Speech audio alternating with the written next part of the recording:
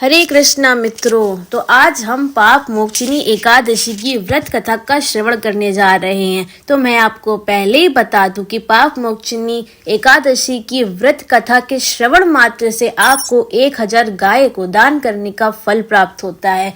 इस 2025 में चैत्र मास के कृष्ण पक्ष की एकादशी पाप मोक्षिनी एकादशी है, जो कि पड़ रही है 25 मार्च 2025 को। लेकिन इसका व्रत हमें 25 मार्च को नहीं करना है, जबकि हमें इसका व्रत द्वादशी वाले दिन यानी कि 26 मार्च को करना है और पारण इसके अगले दिन त्रयोदशी 27 मार्च को करना होगा। तो कथा को प्रारंभ करते हैं। कथा इस प्रकार से है। भविष्योत्तर पुराण में भगवान श्री कृष्ण और महाराज युधिष्ठिर के संवाद में पाप मोक्षिनी एकादशी का वर्णन आता है। एक बार युधिष्ठिर महाराज भगवान श्री कृष्ण से कहने लगे, हे केशव, आमल की एकादशी के वर्णन के उपरांत आप मुझसे चैत्र मास के कृष्ण पक्ष में आने वाली पाप मोक्षिनी एकादशी के विषय में कहें।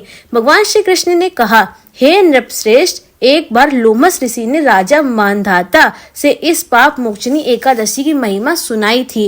इस एकादशी व्रत के पालन द्वारा समस्त पापों का नाश होकर व्यक्ति अष्ट सिद्धि को प्राप्त करता है। लोमस ऋषि ने पुनः कहना प्रारंभ किया, बहुत समय पूर्व देवताओं का कोषाध्यक्ष कुबेर के पास चैत्र रथ नामक एक अत्यंत सुंदर उपवन था।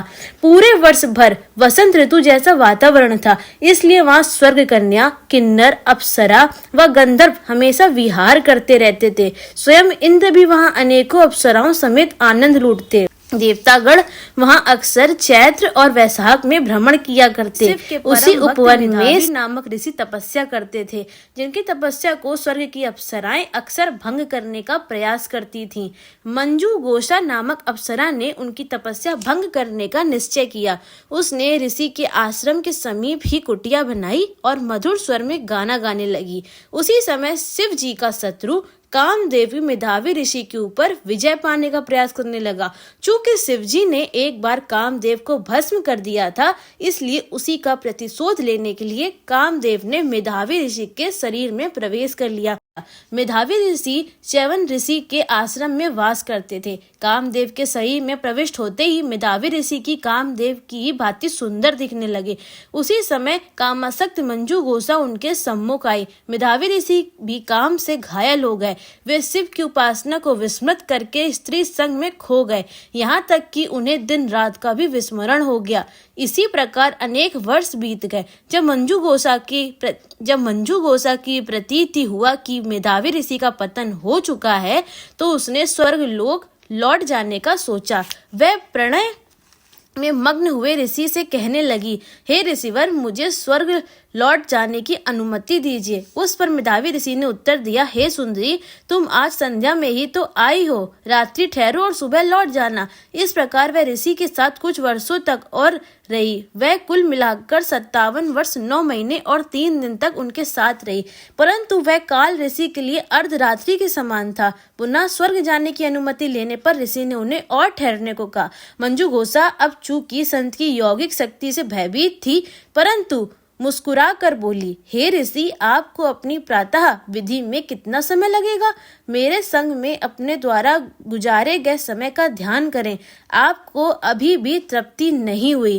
कहते हैं स्त्री संग इतना बलवान है कि मनुष्य अपना समय, शक्ति, यहाँ तक कि पहचान भी भूल जाता है। नीति शास्त्र में कहा गया है, देवतागण भी स्त्री के व्यवहार को नहीं समझ सकते, तो फिर पुरुष की क्या विसात। याज्ञवल्क्य मुनि के अनुसार आध्यात्मिक उन्नति के इच्छुक व्यक्ति को स्त्री संग त्याग कर देना चाहिए। इसके साथ ही उसे स्त्रियों के विषय में सोचना, एकांत वार्ता करना, उनसे सेवा लेना तथा संभोग करना भी त्यागना चाहिए। जब यह शब्द सुनकर मेधावी ऋषि ने वर्षों की गणना की और अश्रुपूरित क्रोधित नेत्रों से बोले, अरे हे सुंदरी, मैंने अपने जीवन के 57 वर्ष व्यर्थ कर दिए। तुमने मेरे जीवन और तपस्या दोनों का नाश कर दिया। चूंकि तुमने एक चुड़ैल जैसा व्यवहार किया है, अतः मैं तुम्हें श्राप देता हूँ कि तुम एक पिशाच बन जाओ। ऋषि से श्राप मिलने के उपरांत मंजू घोषा उनसे दया की याचना करने लगी। तब ऋषि पुनः बोले, हे देवी, अब मैं क्या करूं? तुमने मेरी तपोशक्ति का नाश किया है। फिर भी यदि तुम चैत्र मास के कृष्ण पक्ष में आने वाली पाप मोचिनी एकादशी का गंभीरता पूर्वक पालन करोगी तो तुम इस पिशाच योनि से मुक्ति प्राप्त कर सकोगी। इतना कहकर मेधावी ऋषि अपने पिता च्यवन ऋषि के आश्रम लौट आए। अपने पतित पुत्र को देखकर ऋषि च्यवन को बहुत दुख हुआ।